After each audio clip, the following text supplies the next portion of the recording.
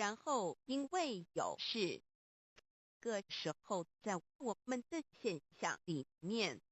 我们已过世以后，我们的中阴身是过世以后会去我们该去的地方报道。可是要来投胎时候，也是中阴身先来。中阴身在从地狱出来的时候，看整个大地都好像墨水黑色一片，那只要跟他有缘分，就是像现在就有一道亮光，中阴身就会朝这个亮光直接屈服，就是赶快到那个亮光的地方。个时候，亮光的地方就是他的父母亲正在亲热，他就赶快投入父精母血，当成他的身，所以母亲就怀孕了。那怀孕的时候，个叫做明色，明就是精神状态，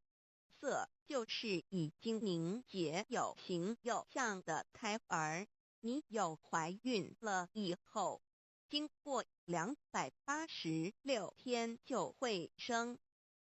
在这开始有怀孕以后，慢慢长成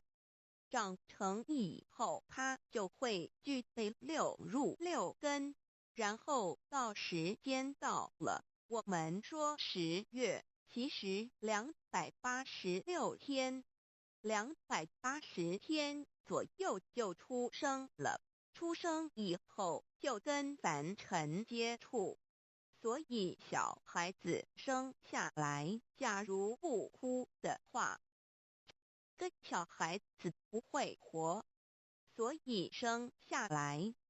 现在有很多他已经轮回太久，智慧又比较高，他不哭，凡尘这么苦过不来，所以一往助尘是一定会把生出来的婴儿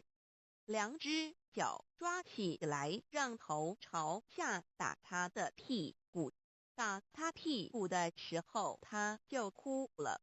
哭的时候，婴儿就活了。哭的时候灵才静。虽然说他的第8阿赖也是投胎就来，可是一生下来一哭，灵才进来，才会有过一生。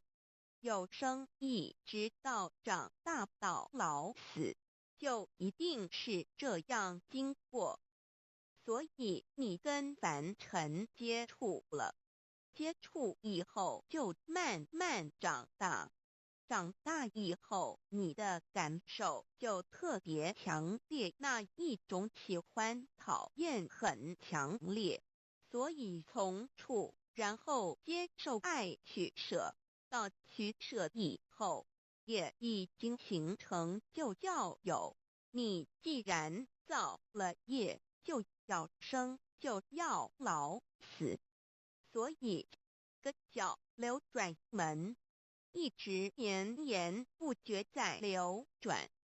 那我们修道，我们可以海灭，海灭就是我们已经落入凡尘，已经在现象之中了。现在我们从那个地方改变从受，我们研究真理，知道凡尘的万象万事都是假的，所以我不受，我不接受让它进入